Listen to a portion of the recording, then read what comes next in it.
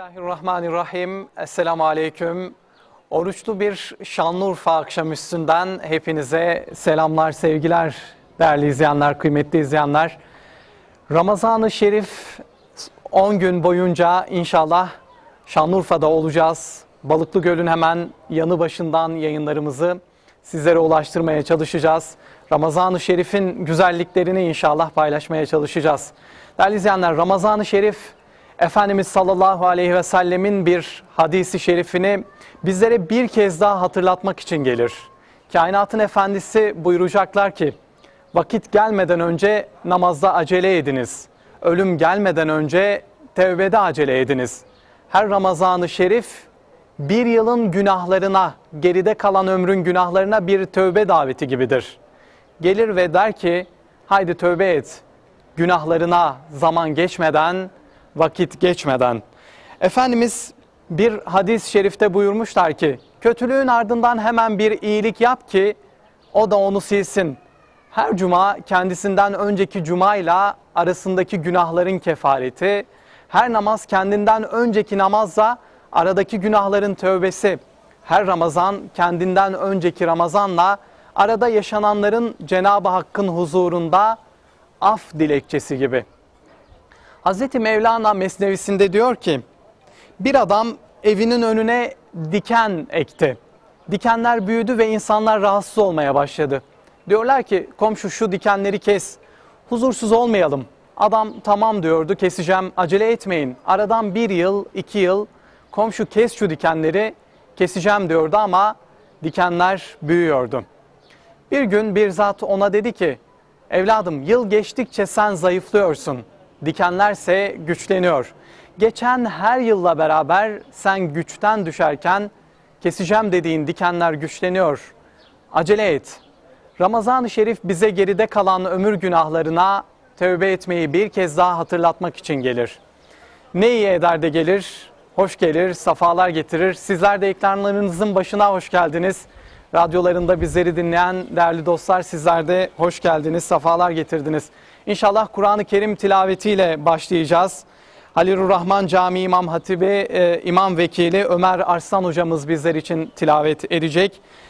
Konuğumuz Şanlıurfa İl Müftüsü Ramazan Tolan hocamız, birazdan kendisine de hoş geldiniz diyeceğiz inşallah. Ve Sinan Zarar kardeşimiz, sanatçı kardeşimiz de bizlerle birlikte olacak, ilahi seslendirecek. Ama öncesinde söz Kur'an-ı Kerim'de, bu güzel mekanda Kur'an-ı Kerim'e sözü bırakıyoruz.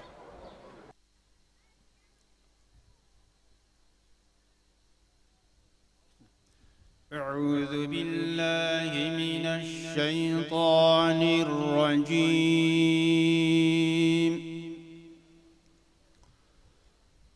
بسم الله الرحمن الرحيم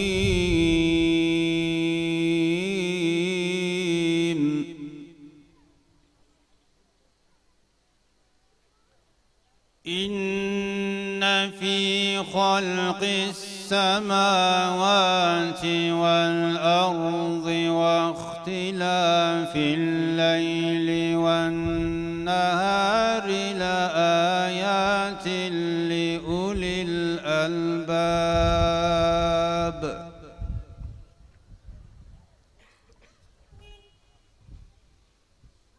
الذين يذكرون الله قياما وقعودا وعلى جنوبهم ويتفكرون في خلق السماوات والأرض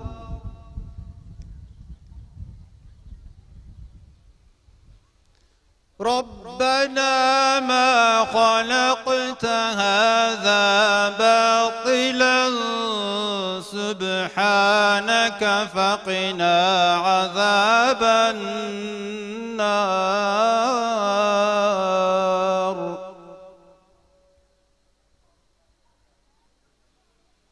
ربنا إنك من تدخل النار فقد أخزيته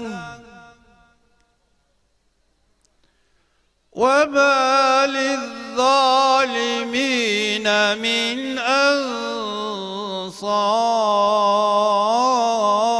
أنصار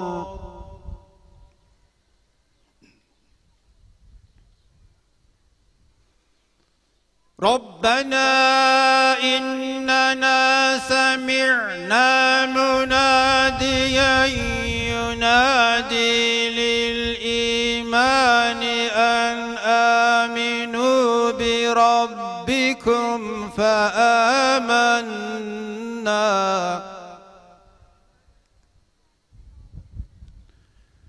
ربنا فاغفر لنا ذنوبنا وكفر عنا سيئاتنا وتوفنا مع الأبرار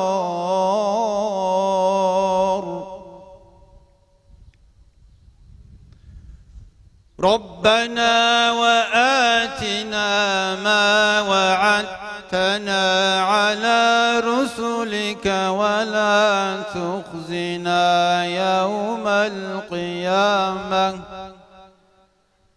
إنك لا تخلف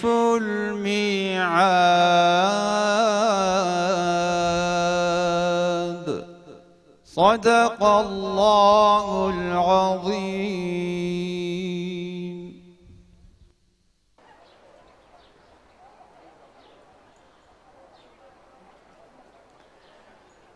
Ömer Aslan hocamıza tilaveti için çok teşekkür ediyoruz. Allah kendisinden razı olsun. Kıymetli izleyenler, Ramazan'ın 11. günü tekrar huzurlarınızdayız. Tekrar sizler de hoş geldiniz. Radyoları başında bizleri dinleyen kardeşlerimizi de tekrar selamlıyoruz. İnşallah ilk 10 günü Adana'da geçirdik. Adana'dan sonra Şanlıurfa'dayız ve her gün 17.30'da inşallah burada çok güzel bir mekandayız. Balıklı Göl'ün hemen yanı başındayız. Halilurrahman Gölü de deniliyor. Yine birçok tarihi caminin olduğu bir bölgedeyiz. İnşallah Ramazan-ı Şerif'in güzelliklerini sizlerle paylaşmak gibi bir derdimiz var değerli izleyenler. Kıymetli konuklarla birlikte inşallah. Ve bugün ilk konuğumuz Şanlıurfa İl Müftüsü Sayın Ramazan Tolan hocamız. Kendisini de selamlayalım. Hocam hoş geldiniz. Hoş bulduk, sağ olun. Allah razı olsun. Ayaklarınıza sağlık. Çok teşekkür ediyoruz. Biz de teşekkür ediyoruz. Ramazan'da İlimize hoş geldiniz. çok sağ olun. Çok teşekkürler. Allah razı olsun. Çok memnun olduk bizler de. Ramazan'da biraz yoğunluk var. Ekibimiz adına şimdiden çok teşekkür ediyoruz. O Evet, yoğunluğun tabii. içerisinde bize vakit ayırdınız, geldiniz. Çok Tabii teşekkür Ramazan'ın ediyoruz. kendine göre güzellikleri de var, yoğunluğu da var, telaşı da var, Eyvallah hocam. heyecanı da var. Bunlarla beraber Ramazan olur zaten. Aynen. Şimdi Ramazan-ı Şerif gelir, kalbimiz de böyle bayram çocuklarınınki gibi şen oluyor. Kuşkusuz Güzel. çok önemli mesajlar vereceksiniz. Hoş geldiniz faslından sonra ben aslında şunu sormak istiyorum. Sizin için nasıl geçiyor Ramazan? Bir gününü nasıl değerlendiriyorsunuz? Hangi koşturmacalarda? Var mı sizi böyle güldüren anıları, Ramazan'ın sevindiren anıları? Biraz onları paylaşalım inşallah, güzel bir Şimdi eserle devam edelim. Şanlıurfa'mıza Ramazan çok güzel geçiyor. Böyle bir mekanda, böyle tarihi bir ortamda, peygamberlerin yaşadığı bir şehirde tabii ki ülkemizin ve Müslümanların yaşadığı her yerin Ramazan'ı güzel geçtiği gibi bizim de Ramazan-ı Şerifimiz güzel geçiyor. 2 yıl maalesef bu hastalık, salgın hastalığı yüzünden vatandaşlarımız Ramazan'da dışarı çıkamadılar. Camilere, teravihlere gidemediler. Onun sıkıntısını yaşadık. Bu sıkıntıdan sonra, her sıkıntıdan sonra genişlik daha güzel, daha coşkulu oluyor. İnşallah hocam. İnşallah iyi geçiyor. Camilerimizde hoca arkadaşlarımız hizmetlerini yapıyorlar. Cemaatlarımız da camilerimizi dolduruyorlar. Şen geliyor Tabii, Ramazan. şen geliyor. Daha Bizim de şenlendiriyor. Vatandaş dini sorularını ilk önce kendine yakın olan hocaya genellikle sorar. Evet. Sonra biraz daha böyle önemli görürse müftülüklere veyahut da bizim Diyanet İşleri Başkanlığımızın alo 190 fetva hattı var. Oradan bize ulaşıyorlar. O şekilde Evet. vatandaşlarımızla birbirimizi idare edip gidiyoruz. Bir koşturmaca, İnşallah güzel bir Ramazan-ı telaş. Şerif'te Rabbimizin rızasını tahsil etmiş bir vaziyette bayrama erişirsek, İnşallah. bayramımız da gerçek bayram olsun. Yüce Allah'tan bunu niyaz ediyoruz. Peki. Bu hoş geldin faslı oldu. İnşallah Tamam. güzel bir eser dinleyeceğiz. Akabinde inşallah sohbetlerimize vereceğiniz mesajlara İnşallah. dönelim. Sinan Zarar bizlerle birlikte. Kendisine de hoş geldiniz diyoruz. Hoş geldiniz. Ayaklarınıza sağlık.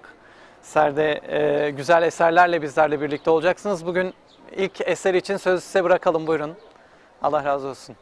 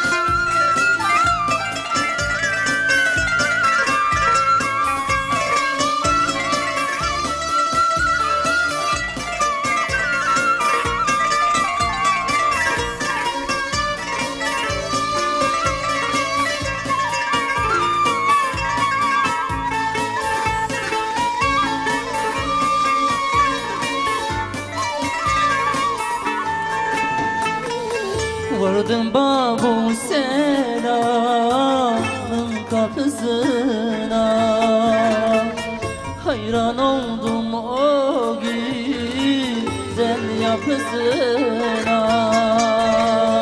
Su içtiğim zemzeminin tasına, yüzüm gözüm sürdüm, ben de ağladım. Su içtiğim zemzeminin tasına, yüzüm gözüm sürdüm, ben de ağladım. Ben de ağladım, canlar canı Can Ahmet'e. Ben de ağladım, ashabına hem beytine. Ben de ağladım, o dört büyük halifene. Ben de ağladım, ben de ağladım. Ben de ağladım, canlar canı Can Ahmet'e. Ben de ağladım, ashab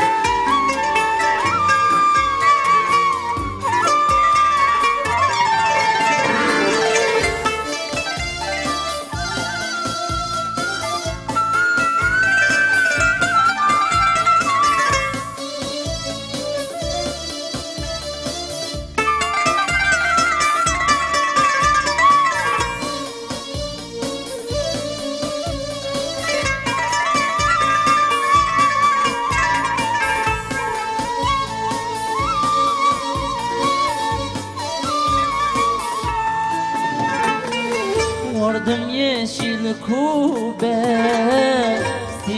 önüne bir ateş düştü benim gönlüme. Cennet bahçesinden nurdan kabrine bir köşeden baktım, ben de ağladım. Cennet bahçesinden nurdan kabrine bir köşeden baktım, ben de ağladım. Ben de ağladım,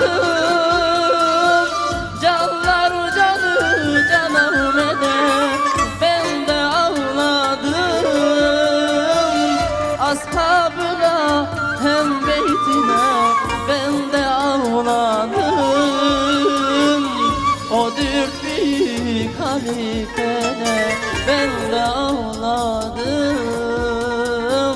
ben de ağladım.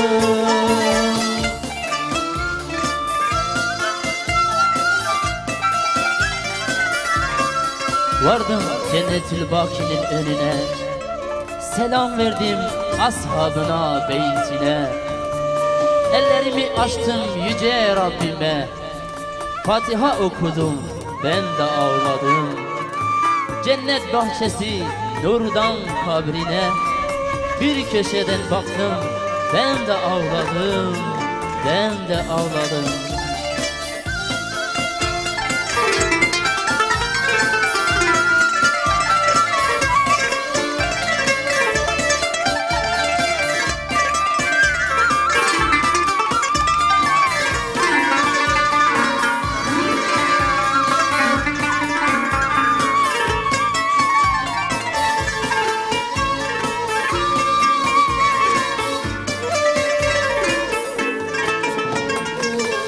Ben de ağladım, canlar canı canım eder. Ben de ağladım, ashabına hem beytine. Ben de ağladım, o dört büyük halifene. Ben de ağladım, ben de ağladım. Ben de ağladım, canlar canı canım eder. Ben de ağladım, ashabına hem beytine. Ben de ağladım, o dört büyük halifene. Ben de ağladım, ben de ağladım.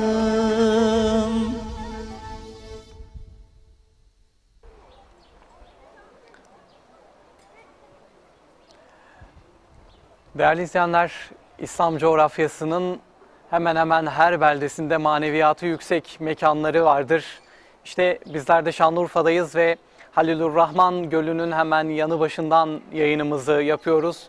Gerçekten büyük bir maneviyat, büyük bir huzur var bu mekanda ve mesajlarımızı bu mekandan inşallah sizlere ulaştırmaya çalışacağız.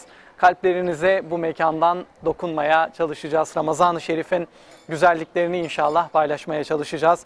Tekrar ifade edelim, Şanlıurfa İl Müftüsü Sayın Ramazan Tolan hocamız bugün bizlerle birlikte. Değerli hocam, tekrar hoş geldiniz diyelim. Hoş bulduk, sağ olun. Şimdi Ramazan-ı Şerif'ten bizler istifade etmek istiyoruz ve Ramazan-ı Şerif'te bunun için muazzam bir lütuf. Bizi değiştirsin, bizi onarsın istiyoruz. Peki o bizden ne istiyor? Ramazan-ı Şerif bizlerden ne istiyor? Nasıl geliyor? Hangi mesajlarla geliyor? Bir kez daha sizlerden dinlemek isteriz. Buyurun. Bismillahirrahmanirrahim. Elhamdülillahi Rabbil alemin ve salatu ve selamu ala seyyidina Muhammedin ve ala alihi ve ashabi ecmain. Ben de bütün mümin kardeşlerime, özellikle bizi izleyen Rehber TV izleyicilerine ve bir de radyonuz var değil mi? Urfa Radyo'da da şu an canlı yayındayız. Radyoda bizi dinleyen kardeşlerime selamlarımı arz ediyorum. Onlar için hayırlı dualarda inşallah bulunuyoruz. Allah-u Teala bizi de onları da Rabbimizin rızasına uygun oruç tutmamızı nasip eylesin. Şimdi İnşallah Allah-u hocam. Teala yaptığı, bize emrettiği ibadetlerde bunu bizim faydamız için emrediyor. Yani bütün insanlar hepsi Cenab-ı Allah'a ibadet etse veyahut hepsi de isyan etse, ibadet edenler fayda veremez, isyan edenler de zarar veremez. Ama bu ibadetlerin farz kılınması, bazı şeylerin yasaklanması, bazı şeylerin emredilmesi tamamen bizim menfaatimiz içindir. Şimdi Kur'an-ı Kerim'de Bakara suresinde Allah-u Teala bize orucu farz kıldığı ayet-i kerimede ey iman edenler, oruç size farz kılındı, sizden öncekilerine farz kılındığı gibi Allah'a karşı gelmekten sakınasınız diye. Şimdi burada Cenab-ı Allah orucu bize niye farz kılmış, bizden ne istiyor? Orada o son kelimede bize beyan buyuruyor. Allah'tan karşı gelmekten sakınasınız diye. Yani Ramazan'da Cenab-ı Allah'ın bizden esas istediği, Ramazan'ı 30 günü bize tutturmakla da bizi getirmek istediği nokta, Cenab-ı Allah'ın emirlerini yerine getirmek, yasaklarından da kaçınmak, bu şekilde ahirette cehennem azabından kurtulup, kendimizi kurtarıp cennet nimetlerine nail olmaktır. Bunun için Cenab-ı Allah bizden takvayı istiyor ve kendisinin emirlerine aykırı hareket etmekten sakınmamızı istiyor. Birincisi bu. Ramazan Şerif gelirken bunlara hazır geliyor aslında, değil mi hocam? Tabii. Bir de bu Ramazan-ı Şerif ayetlerin içerisinde işte hasta olan, seferde olan nasıl yapacak diye bu ayetin sonunda da لَعَلَّكُمْ teşkurun, yani siz şükredesiniz diye. Evet. Demek ki Cenab-ı Allah'ın bizden istediği bir şey de Cenab-ı Allah'a karşı nimetlerini anlayıp o nimetlerle ona şükretmemizdir. Allah-u Teala bir de bizden bunu istiyor. Bunun dışında sabır, bize sabırlı olmayı öğretiyor Allah-u Teala. Bizim bu ayda ruhumuzu arıtmamızı bizden istiyor. İnsanın ruhunu arıtan, yani kötülüklerden arıtan sadece tabii ki oruç değil, ama oruç en önemli ibadetlerden birisidir. Yani zekat, namaz, oruç, hac, kurban vesaire diğer şeylerin de böyle bir etkisi var. İnsandaki kötülükleri gideriyor, iyilikler kazanmaya da vesile oluyor. Gibi düşünsek olur mu hocam? Tabii, mektep. Ramazan-ı Şerif'te bizim kendimizi bir yerde düzeltmemiz lazım. Evet. Yani bize tanınan bir fırsat, bize imkanlar da bol verilmiş. Resulullah sallallahu aleyhi ve sellem buyuruyor ki "Etâkum şehrun mübarek", size mübarek bir ay gelmiş. Bu ayda Allahu Teala bu ayın gündüzünde size oruç tutmayı farz kılmış. Şimdi özellikle insanın içerisinde kötü duyguların merkezi olan nefis denen bir şey var. Nefis terbiyesinde oruç çok önemlidir. Evet. Bir de bizim genel olarak Allahu Teala'nın Allahu Teala'nın bizden istediği bir şey var.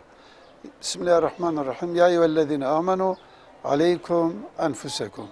Ey iman edenler, kendi nefsinizi ıslah etmeniz, yani Cenab-ı Allah'ın buyruğuna amade etmeniz, boyun eğdirmeniz, kötülükleri de temizlemeniz o nefisten sizin üzerinize farz kılınmış diye buyuruyor. Sadece aç kalmak orucu ifade etmiyor, değil mi hocam? İfade etmiyor. Zaten sadece aç kalmak olsa periz olur. Yani Cenab-ı Allah ibadet şeklinde imsaktan iftara kadar aç ve susuz kalmamızı bize böyle meşru kılmış, böyle bize emretmiş, ama bunu rahat yapabilecek kadar bize ruh coşkusu vermiş, bize birçok bir haz vermiş, manevi vaatlerde haz bulunmuş. Bismillahirrahmanirrahim bir ayet-i kerimenin orada bir kısmına geçiyor. وَالصَّائِم۪ينَ وَالصَّائِمَاتِ Yani oruç tutan erkekler, oruç tutan kadınlar اَعَدَّ اللّٰهُ لَهُمْ اَجْرًا عَظ۪يمًا Cenab-ı Allah onlar için çok büyük bir ecir hazırlamış. Mesela yine Cenab-ı Allah buyurur ki, oruç benim içindir. Onun mükafatını da ancak ben veririm. Yani Cenab-ı Allah bize şanına ve azametine layık bir şekilde orucun karşılığını bize ihsan edecek. Bir de Allahu Teala'nın bildiği kadar, yani bilgisine göre onun bildiği kadarıyla bize iyilik yapacak. Yani insanın tahayyülatı veyahut da meleklerin bilgisinden çok daha fazla Allahu Teala kendi azamet ve büyüklüğüne göre ve kendi hesabına göre bize mükafatta bulunacak. Dolayısıyla bize bu şekilde bu orucu daha rahat tutabilmemiz için böyle birçok nimetler, birçok avantajlar ihsan eylemiş. O zaman şöyle olması gerekiyor. Ramazan bir mektep gibi görmek lazım. Bizi terbiye edecek bir mektep, bizi değiştirecek, onaracak bir mektep olarak görmek lazım. O zaman biz Ramazan-ı Şerif, daha doğrusu oruç, iftarımızı açtıktan sonra başlamalı değil mi hocam? Yani iftarımızı açtıktan sonra da o orucun içerisindeki kazanımlarımızı devam ettirmemiz gerekiyor. Nasıl ki şöyle diyoruz, namaz seccadeyi kaldırdıktan sonra başlamalı diyoruz ya. Evet. Oruç da tıpkı öyle. İftarımızı açtıktan sonra o kazanımları devam ettirmek lazım. Peki nasıl olacak bu? Oruçlu kimse nasıl olmalı? Oruçtan sonra nasıl olacak? Tabii. Tavsiyelerinizi alalım. Buyurun. Şimdi Resulullah sallallahu aleyhi ve sellem bir hadis-i şeriflerine buyuruyor ki men sâme ramadâne imanen ve ihtisaben, işte sonuna kadar vaktimizi fazla yapmayalım. Kim Allah'a imanı tam olursa, sevabını da Cenab-ı Allah'tan ümit ederse ve bu şekilde oruç tutarsa Allah-u Teala onun geçmiş günahlarını bağışlar. Bak bu gündüz içindir. Yani oruç tutulacak zaman için. Aynı bunun benzeri gece içinde var. Men kâme ramadâne imanen ve ihtisaben gufira lehu ma teqaddeme min zembi. Kim Ramazan'ın gecelerini de ikame ederse, ibadette geçirirse Allah-u Teala yine onun geçmiş günahlarını bağışlar. Yani Ramazan'ın gündüzü de ibadet zamanı, gecesi de ibadet zamanı. Bir de mesela biz akşam Ramazan Şerif orucumuzu açtığımız zaman neyle başlıyoruz? İftar. İftar nedir? Sünnettir iftarı, hem de erken açmak sünnet. Yani biz hemen bir de o iftarın içerisinde şöyle duayla başlanacak, ondan sonra tatlı bir şeyle, fazla aşırı yenilmeyecek ama karnını da doyuracaksın vesaire. Hemen onunla ibadet kısmı başlıyor. Onunla beraber ertesi güne Ramazan'a niyet etme vakti de başlıyor. Yani iftarımızı açtığımız zaman biz kendi kendimize düşünüp ve karar veriyoruz. Ben yarın oruç tutacak mıyım, tutmayacak mıyım? Ya Rabbi inşallah tutacağım. Sen bana nasip ettin, sıhhat verdin, nimet verdin. Ben sana inandım, güvendim, bu nimetle orucumu açtım. Ama nasip olsa yarın da tutacağım ya Rabbi. Sen bana fırsat ver. Ya gece yatsı cemaatle kılmak var, teravih var, teheccüd namazı var. Sahur yapmak yine sünnet. Ondan sonra bu aralarda zikir var, kitap okuma var, sohbet var, Kur'an-ı Kerim okumak var vesaire. Hem gündüzü dolu geçecek, hem gecesi dolu bir şekilde geçmesi lazım. İnşallah hocam. Evet. İşte İslam ibadi konularda orucun nasıl tutulacağı, sonrasında iftarın nasıl yapılacağı, sahur zamanı ve sizin saydığınız birçok hususta kuralları belirliyor, önümüze koyuyor. İşte bunun yanı sıra da mesela sosyal hayatımıza da bazı müdahaleler olması gerekiyor. Yalnızca bunlar değil. Helalden kazanma, diğer hususların tamamı, huylarımız vesaire, sosyal hayattaki yaşamımız, komşularla ilişkilerimiz, kardeşlerimizle olan ilişkilerimiz, tüm bunlara da aslında bir terbiye fırsatı değil mi hocam? Bizim akşam iftar yaptığımız zaman işte sahur, sabah namazına kadar bizim kendi özel ailemizin içerisine geçiriyoruz ya. Evet. Bir defa ailemizle beraber Ramazan'ın şenliği, Ramazan'ın mutluluğunu onlara yaşatmamız lazım. Yani güler yüzlü olmak lazım. bizim başkasından esirgemediğimiz şeyleri kendi çocuklarımızdan, ailemizden de esirgememiz lazım. Eşimize iyi olmamız lazım. Bu şekilde böyle gecemizi geçireceğiz. Ama gündüz olduğu zaman gündüzde Cenab-ı Allah demiyor ki işte oruç tut, başka hiçbir işle meşgul olma. Öyle değil. Hayat normalinde devam edecek. Ama hayatımız diğer zamana göre daha planlı, daha programlı ve Cenab-ı Allah'ın ve onu Peygamberin Aleyhisselatü Vesselam'ın istediği şekilde yürütmemiz lazım. Yani bu ayda biz 24 saatimizi Cenab-ı Allah'ın bizden istediği şekle göre biz ayarlamanın yoluna gitmemiz lazım. Bu Kur'an, Ramazan yani eğitim bir mektep gibi. Yani insan kendini yetiştiriyor. Onunla ilgili birkaç bir şey söylemek istiyorum. Tabii hocam, buyurun. Allah-u Teala Ala suresinde buyuruyor ki Estağfirullah. Kad eflaha men tezekka ve zekara isme rabbihi fesalla. Muhakkak hiç şüphesiz kurtuluşa ermiştir. Kim nefsini tezkiye eden, yani kendisini kötü huylardan, bu şöyle, organlarını günahlardan, kalbini de kötü düşüncelerden, o kötü amellerin, kötü fiillerin kaynağı olan kötü düşüncelerden arındıran kimse kesin bir şekilde kurtuluşa ermiştir. Yalnız bu eflaha kelimesi bizim tam anladığımız kurtuluş kelimesiyle onu ifade edemiyoruz.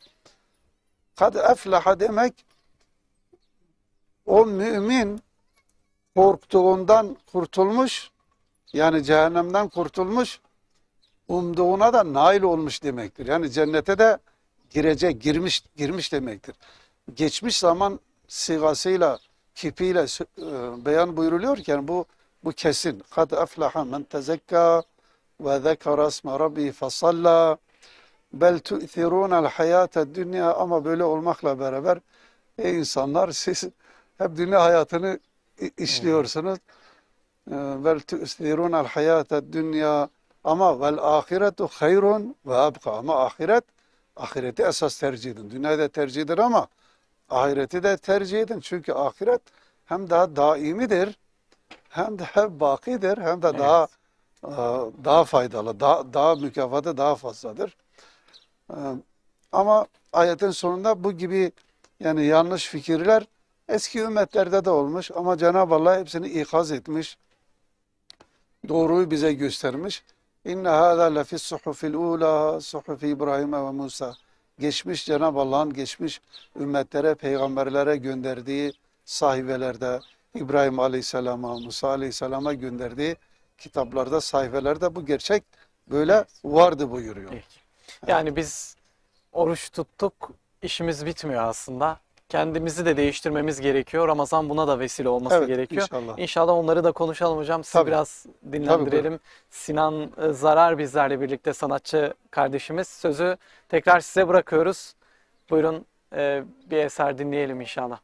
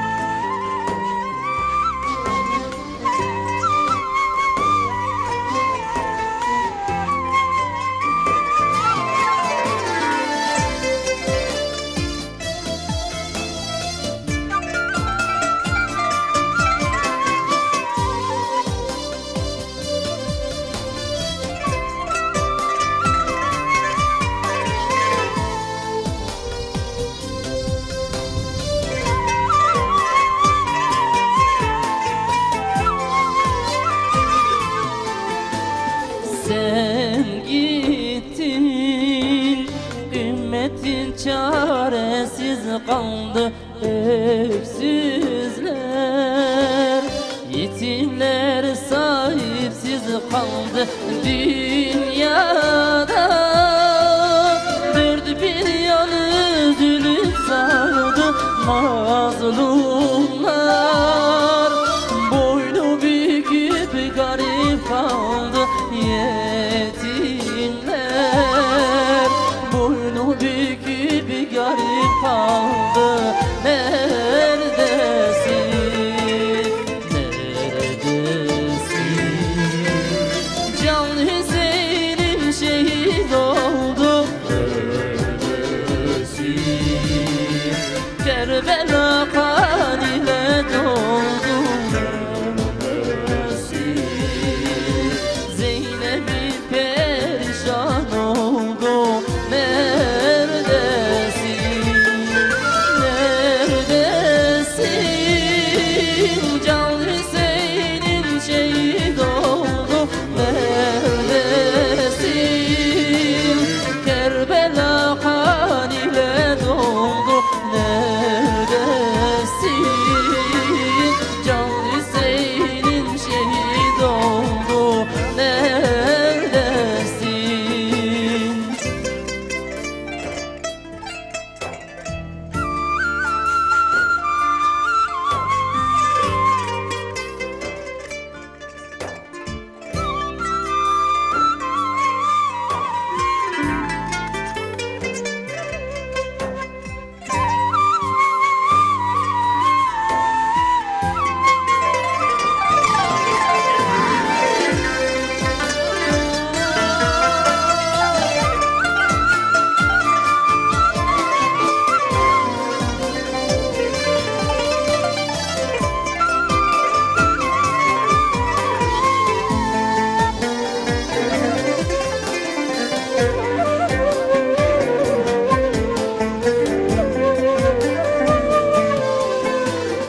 Sen yokken Ebu Bekir yanar oldu Ömer'i.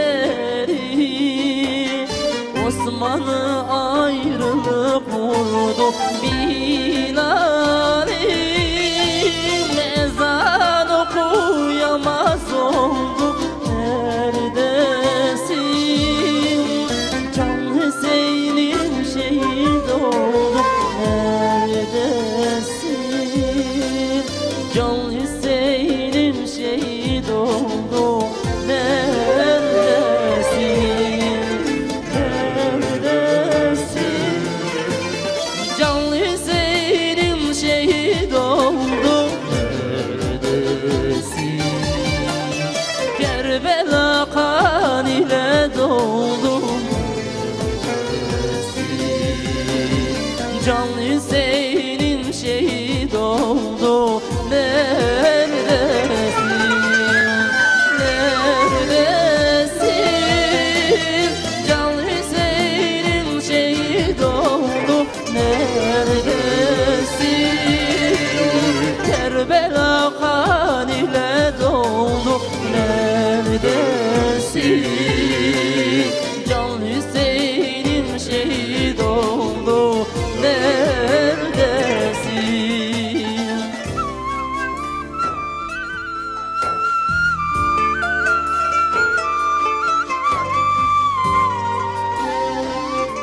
Sen yokken Ebu Bekir yanar oldu. Ömer'i, Osman'ı ayrılık vurdu. Bilal'im ezan okuyamaz oldu. Ali Fatıma'nın gülü soldu. Ali ile Fatıma'nın gülü soldu. Neredesin? Gözyaşlarımız sel oldu.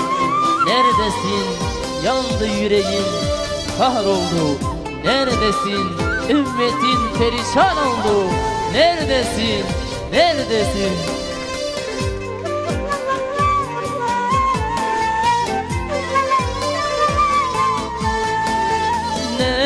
Neredesin? Can Hüseyin'im şehit oldu. Neredesin? Kerbela kan ile doldu. Neredesin? Can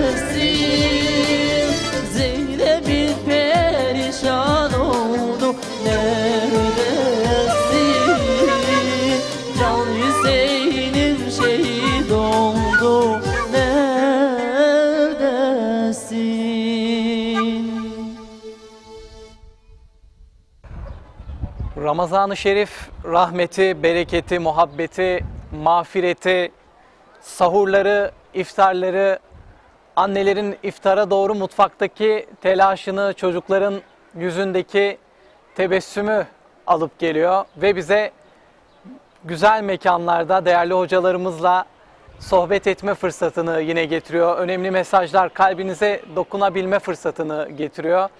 Urfa'dayız, Şanlıurfa'dayız. Ramazan-ı Şerif'in 11. günü ve inşallah Ramazan Tolan hocamızla olan sohbetimize devam ediyoruz. Değerli hocam, Ramazan Mektebi'nden bahsettik özellikle. Bizi değiştirmesi gerektiğini söyledik. Peki nasıl değiştirecek, nasıl istifade etmeliyiz Ramazan-ı Şerif'ten? Biraz bu konuda konuşalım, bundan bahsedelim, tavsiyelerinizi alalım. Buyurun. Şimdi günaha alışan bir insanın onu terk etmesi biraz zor, yani biraz gayret sarf etmesi lazım. Peki. İbadete devam etmek de zor, ona da gayret sarf etmesi lazım. Bu ikisini sabırla başarabilir. Yani günahı terk etmek için sabırlı olması lazım. İbadete devam edebilmek için sabırlı olması lazım. Bir de Allah-u Teala'nın bizi imtihan için bize bahşettiği diyelim sıkıntılara karşı da yine sabır Sabırlı lazım. Dolayısıyla bizim Ramazan'da sabırlı olmayı öğrenmemiz gerekiyor. Bir de Ramazan boyunca, zaten Ramazan bunun için var. Biz beşeriz. Her türlü hatalarımız vardır. Olabilir. Herkesin kendine göre, kendiyle Rabbi arasında olan başka kimsenin bilmediği sıkıntıları, günahları da vardır. Ama bunları terk etmek için Ramazan bir fırsat. Evet. Ramazan'da insan aç kalınca, midesi böyle boşalınca manevi şeyleri yavaş yavaş idrak etmeye başlıyor. Düşünebiliyor, tefekkür edebiliyor. Bu şekilde düşünecek ve kötülükleri yavaş yavaş bırakması lazım. Evet. Ama birden bırakmak zor.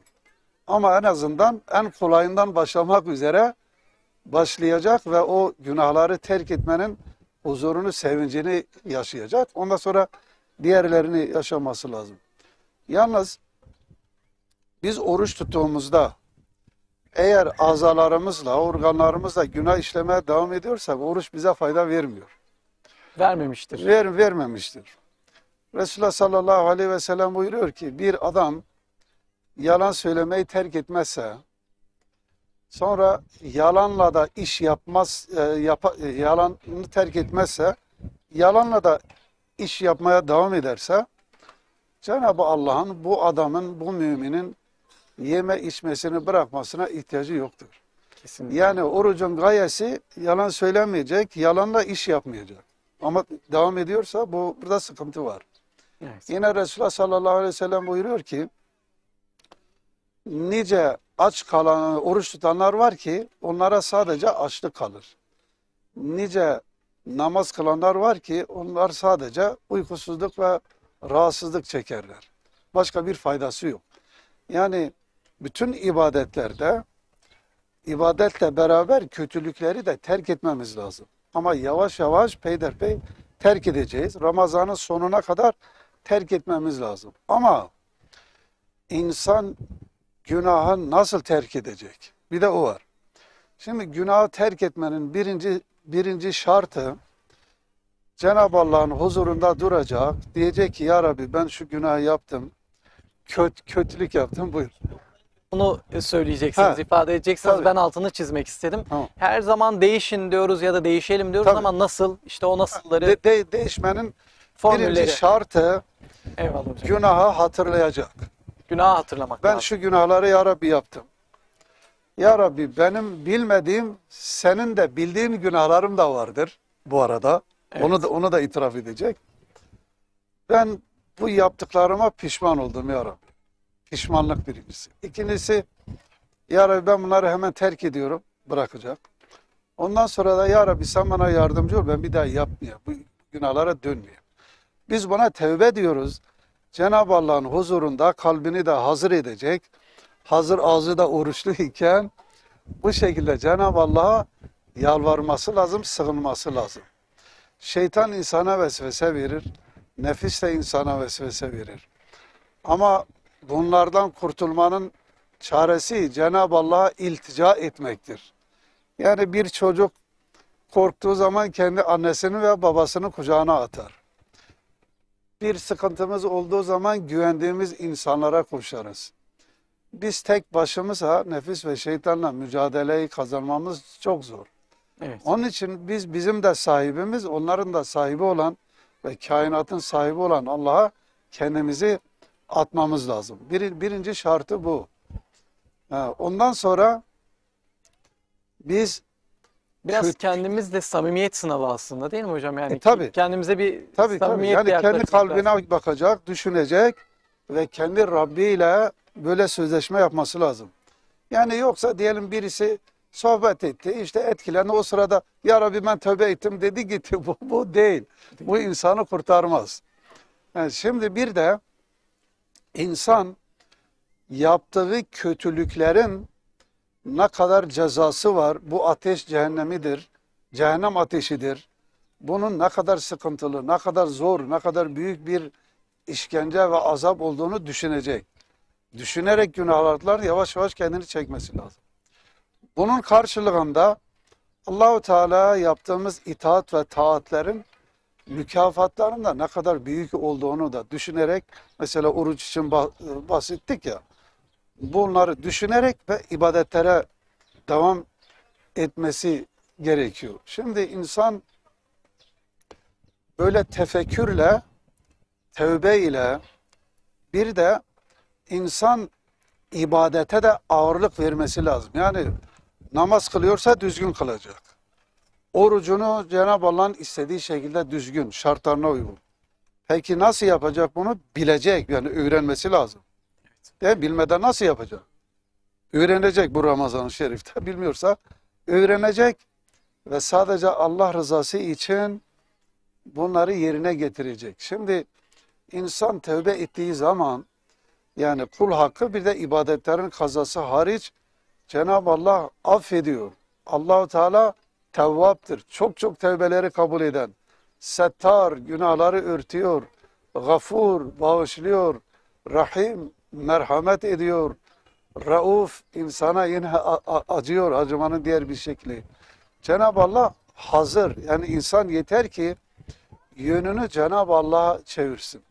Yani kötü yoldan iyi yola dönmemiz lazım Ramazan-ı Şerif'te. Yanlıştan doğruya dönmemiz lazım.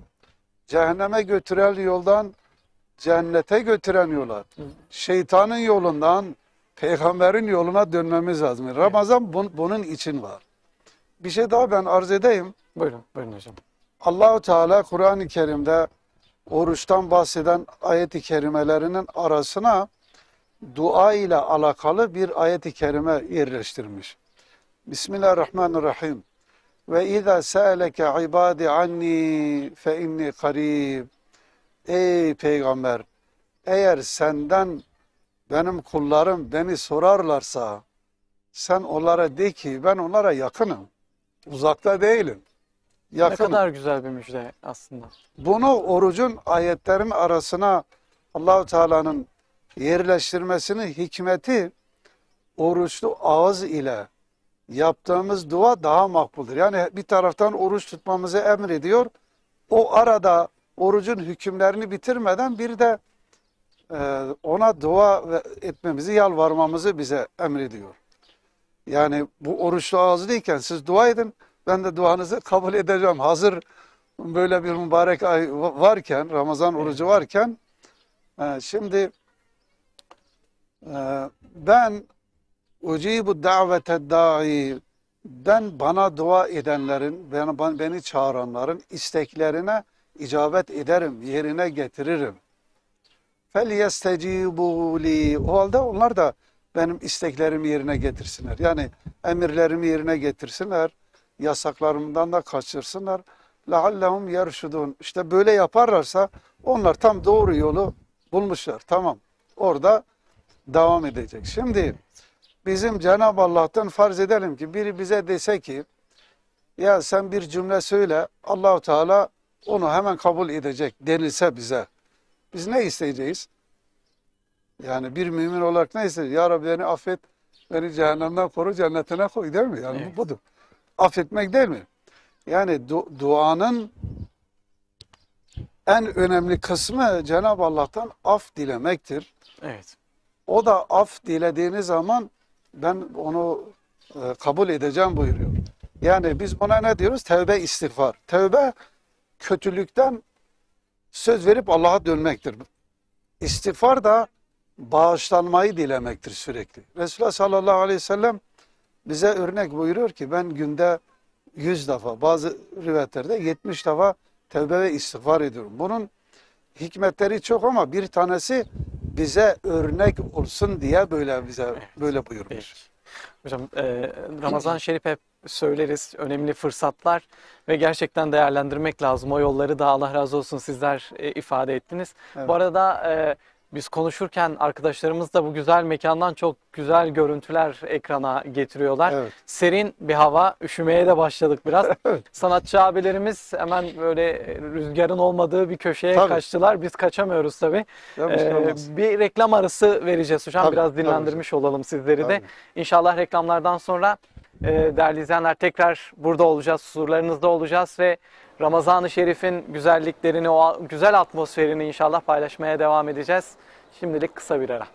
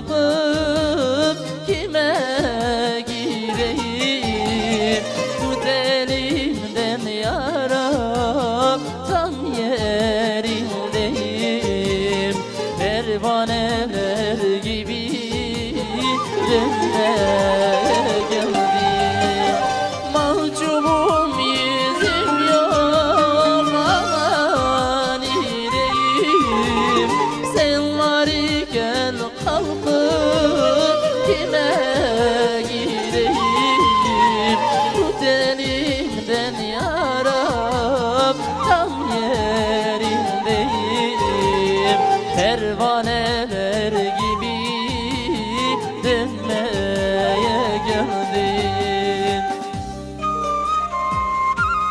Bilirim sendedir çare ve ilaç, yoktan ver ettiğin kul sana muhtaç. Ben elimi açtım, sen gönlümü aç. İlahi nurundan almaya geldim. Ben elimi açtım, sen kalbimi aç. İlahi nurundan almaya geldim, almaya geldim.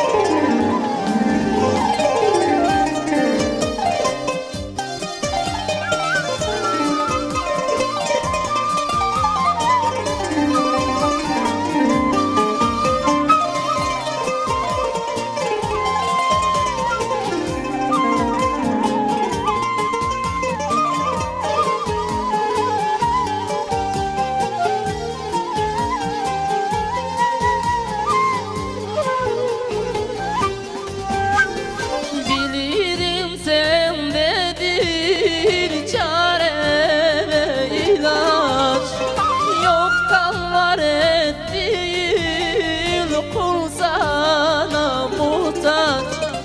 Ben elimi açtım, sen gönlümü aç. İlahi nurundan almaya geldim. Ben elimi açtım, sen gönlümü aç. İlahi nurundan almaya geldim. Mahcubum yüzüm yok, aman yüreğim.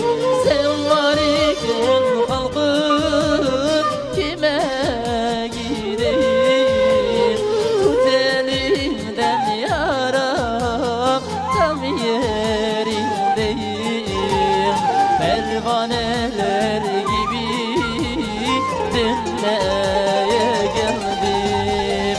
Mahcubum yüzüm yok, aman yüreğim.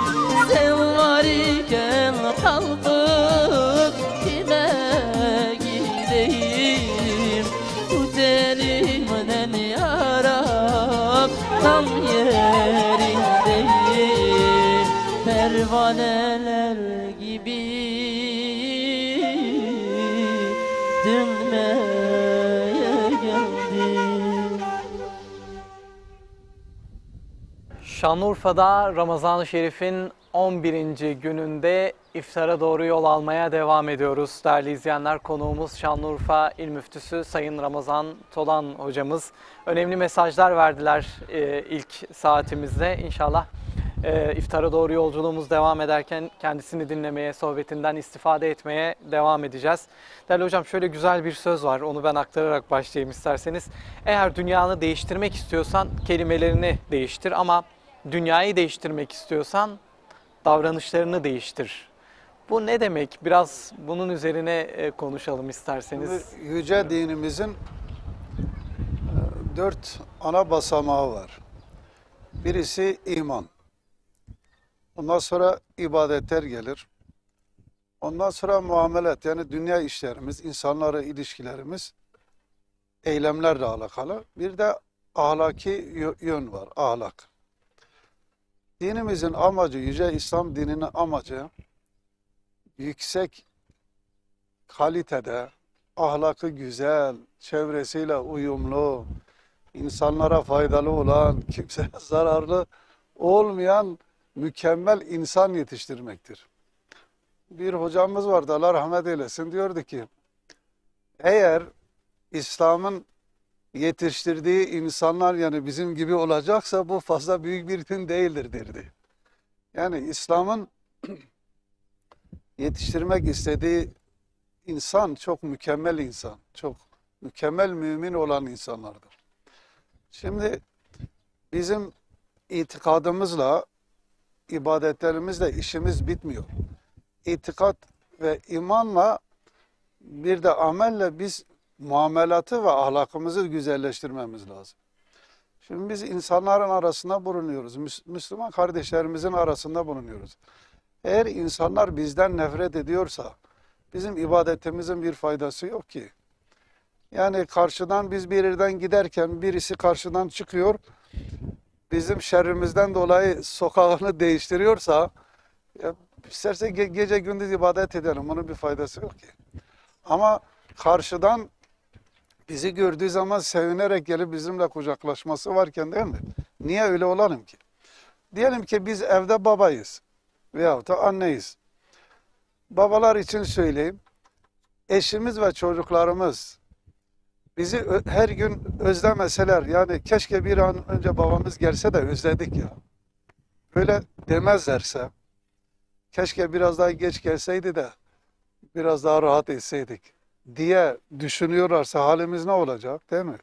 Böyle güzel bir baba varken, eş olmak varken böyle kötü bir insan olmak ne kadar çirkin bir şey. İbadetlerimiz bize düzgün bir insan olmayı öğretmek için vardır. Evet, biz reklam arasındayken çok özür dilerim kestim Evet. ama siz güzel bir örnek verdiniz. Kötü davranış sadece kendiyle kalmıyor dediniz. Evet. Bir sarhoş örneği verdiniz. Tabii. Belki tekrar ifade etmek isterseniz. Evet. Yani mesela bir kötü insan en çok kendisine kötülüğü olur. Ama bu arada başkasına da oluyor. Yani adam kötü bir şoförse hem kendi perişan oluyor hem başkasını ediyor.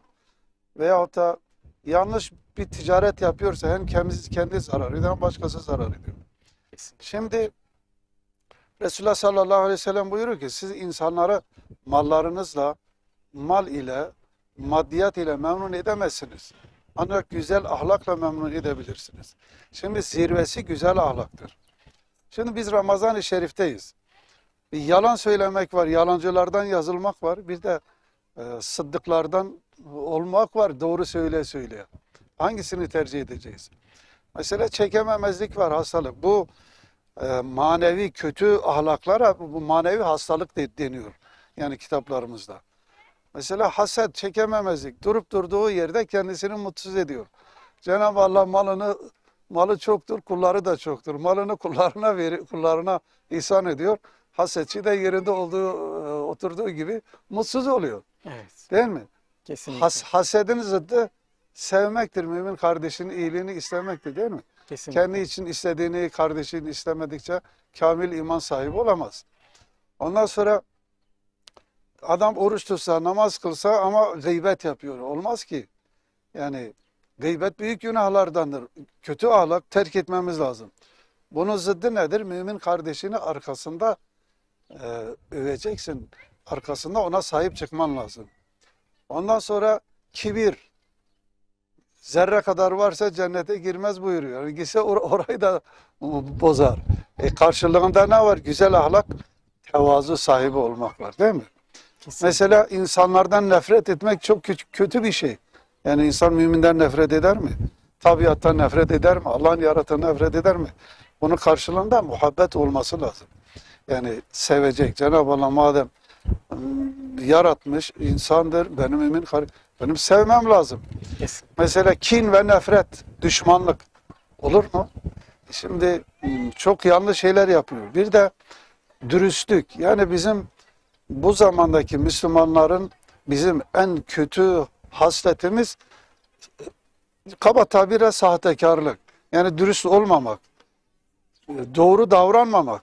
Evet. Bunun zıttı Bir Müslümanla en Evet. son yan yana gelmesi gereken ifadeler aslında. tabii yani Müslümanla alakası olmayan bir huy ama gelmiş bize yapışın biz de onu yani bu Ramazan'da bari dürüst olalım.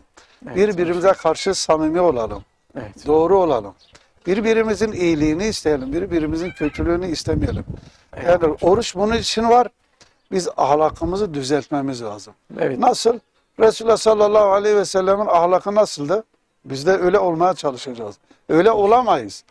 Ama öyle olmaya çalışmamız lazım. Hem biz rahat ederiz, hem ailemiz rahat eder, hem akrabamız rahat eder, komşularımız, çevremiz. Yani bütün insanlar bizimle rahat eder. Evet. Böyle olursa zaten biz İslamiyet'i başka yere taşıyabiliriz. İnşallah hocam.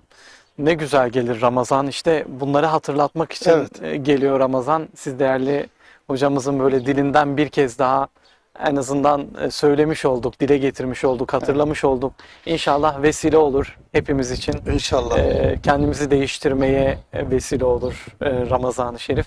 Şimdi Ramazan geldiği zaman aileyi ilgilendiriyor, çocukları ilgilendiriyor, anne babaları ilgilendiriyor. Şöyle diyoruz, ekmeğin tadı değişiyor. Yediğimiz yemekten tat almaya, haz almaya başlıyoruz gerçekten. Çok böyle güzellikleriyle geliyor. Son olarak böyle mesajlarınızı almak istiyorum. Genel olarak böyle sosyal hayatta bize, kişiye yönelik, aileye yönelik mesajlarınız ne olur? Şimdi Ramazan-ı Şerif'te bizim her şeyimiz ibadet hükmüne geçtiği için çok tatlı oluyor. Yani yememiz de yemememiz de tatlı oluyor. Şimdi benim aklıma bir misal daha geldi. Ramazan-ı Şerif'te nasıl olmamız lazım? Allah-u Teala'nın yarattığı bazı varlıklar vardır ki onlar yılda bir defa deri değiştirirler, elbise değiştirirler. Mesela yılan gibi. Yani eskimişi atar, yeni bir deri ona Cenab-ı Allah halk eder.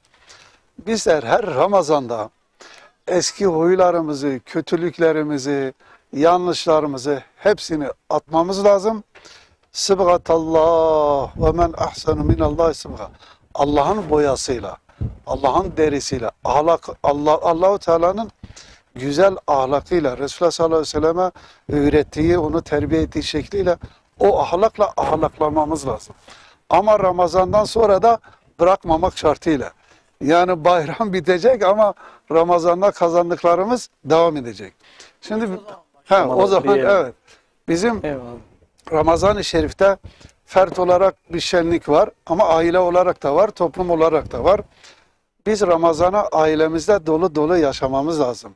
İnşallah. Bizim çocuklarımız bu Ramazan'dan tat alacaklar ki yani onlar da ileride hem onu tutacaklar hem o yaşantıyı devam ettirmeleri lazım. Sahurdan zevk alacaklar, teravihten zevk alacaklar. Mesela Eyvallah. birisi bize bir çay bardak ikram etse kaç defa ona teşekkür ediyoruz. Allah razı olsun. Ama eşimiz bize evde sürekli bakıyor, bütün işlerimizi yürütüyor. Eyvallah hocam. O bir Allah razı olsun, bir teşekkür ederiz, bir eline sağlık demeyi ondan Kibar. esirgiyoruz değil mi? Bunu çocuklarımıza, kardeşlerimize yapmamız lazım. Kesinlikle. Anne babamızı da unutmamamız gerekiyor. İnşallah hocam. Çok teşekkürler. Allah Cenab-ı razı Allah olsun. Evet hocam. rızasına uygun bir şekilde, sünnet-i seniyeye de mutabık bir şekilde orucumuzu tutmamızı bize nasip eylesin. Amin. Amin. Günahlardan arınmış bir vaziyette tertemiz İnşallah. bayrama kavuşmayı Ulaştırsın. nasip eylesin. İnşallah hocam. Son olarak bu mekandan bahsetmedik. Biraz siz anlatmak isterseniz, siz gelip gidiyorsunuz. Evet. Manevi bir atmosferi var gerçekten bu Tabii. mekanın. Çünkü peygamberlerin izleri duruyor burada. Hazreti İbrahim'in mücadelesi, Hazreti Eyyub'un sabrı duruyor bu mekanlarda. Çok kısa böyle ne hissediyorsunuz buraya İbrahim geldiğinizde? Aleyhisselam Nemrut'un korkusundan onun annesi buradan 500 metre bir daha aşağıda Mevlid-i Halil Camisi'nin olduğu yerde orada da bir mağara var. O mağarada doğurmuş. İbrahim Aleyhisselam orada büyümüş. Daha sonra dışarı çıkmış. İşte babası da inkarcı. Onunla mücadele etmiş ama en büyük özelliği benim gördüğüm imanı çok sağlam ama insanlara delilleriyle beraber insanın aklını çalıştırarak karşısındakinin Cenab-ı Allah bulmayı gösteriyor. Eyvallah. Bulunduğumuz yerde mücadelesinde artık belli bir yere geliyor. Putları kırıyor. Nemrut da ve çevresi onu burada işte ateşe atıyorlar. Cenab-ı Allah mucize olarak ateşi ona bir bahçe ve serinlik yapıyor. Evet. İbrahim Aleyhisselam da buradan yeğeni Lut Aleyhisselam'la beraber ona inanan ailesiyle beraber buradan Haran'a tarafı gidiyorlar. Oradan gidiyor. Eyvallah. Neticede ama Bu göl ve bu mekanda sembol olarak duruyor. bu karşıdaki kalenin bir arka tarafı da var. Orası da Eyüp Aleyhisselam'ın çile çektiği Eyvallah. ve şifa bulduğu, suyun bulunduğu yerde. Eyvallah. Orada da çok güzel camilerimiz var. İşte İnşallah bu mekanlar vesilesiyle de bu Ramazan'dan daha çok istifade Evet. etmeyi nasip eder Allah-u Teala. Amin, amin, Mesajlarınızı iletmeye çalıştık. Ayaklarınıza sağlık. Biraz Allah razı olsun. üşüdünüz. Yok, çok çok bir şey teşekkür olmaz. ediyoruz. Allah-u Teala Sağ razı olun. olsun. Tekrar O da ekibimiz Allah'tan. adına, televizyonumuz adına ayaklarınıza sağlık diyoruz. Sağ Çok olun. teşekkür Ben de size ediyoruz. teşekkür ediyorum. Allah razı olsun. İzleyicilerimize, dinleyicilerimize de teşekkür Eyvallah. ediyorum. Allah Allah razı var olsun. etsin. Cümlemizden. Cenab-ı razı olsun. Allah iki cihana mahcup etmesin, Amin, mahrum amin. etmesin. Değerli izleyenler, artık yavaş yavaş iftar saatine de yaklaşıyoruz Şanlıurfa için. Yavaş yavaş iftarlar açılmaya başlandı. Biz noktalayacağız burada yayını. Son sözü Sinan Zarar abimize bırakacağız inşallah. Onlarla bitireceğiz. Ekibimiz adına çok teşekkür ediyoruz konuğumuza bir kez daha. Sanatçı abilerimize, onların ekibine, kameraman arkadaşlarımıza da çok teşekkür ediyoruz. Ve şu duayla, şu niyazla bitiriyoruz. Allahu Teala tutulan oruçları, okunan Kur'an-ı Kerimleri inşallah katında kabul buyursun. Sizleri Allah'a emanet ediyoruz. Hoşça kalın, selametle kalın inşallah. Hayırlı akşamlar, hayırlı iftarlar diliyoruz.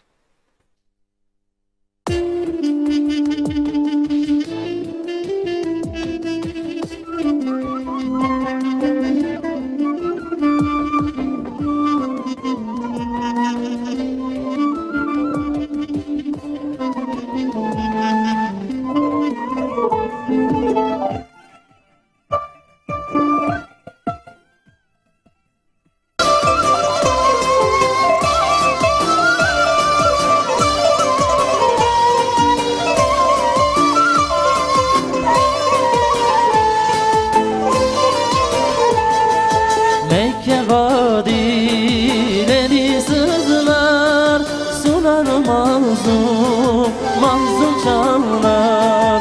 Akıyor gözlerden yaşlar, neredesin ya Resulallah? Akıyor gözlerden yaşlar, neredesin ya Resulallah? Hasretim nurlu yüzüne, mefsunum bir çift sözüne, bakar dururum izine. Neredesin ya Resulallah? Hasretim nurlu yüzüne, mefsunum bir çift sözüne, bakar dururum izine. Neredesin ya Resulallah?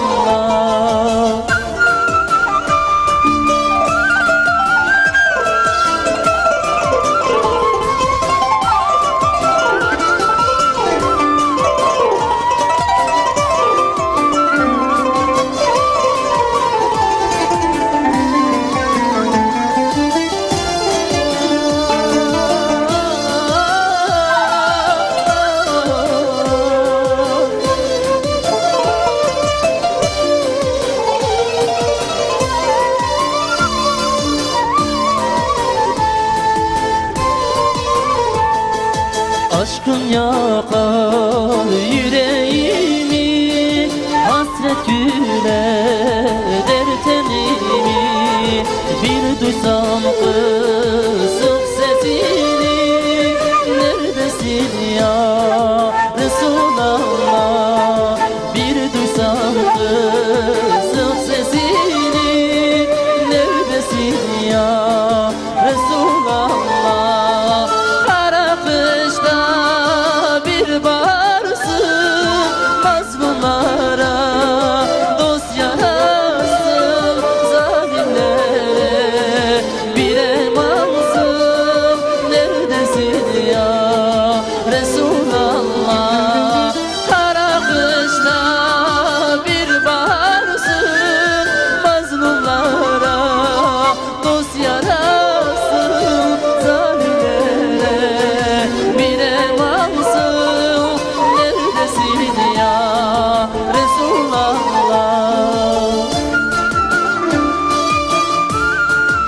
Kabe ağlar, Aksa ağlar, alemi İslam yasbağlar.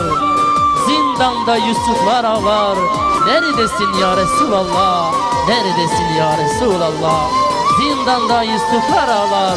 Neredesin ya Resulallah? Neredesin ya Resulallah?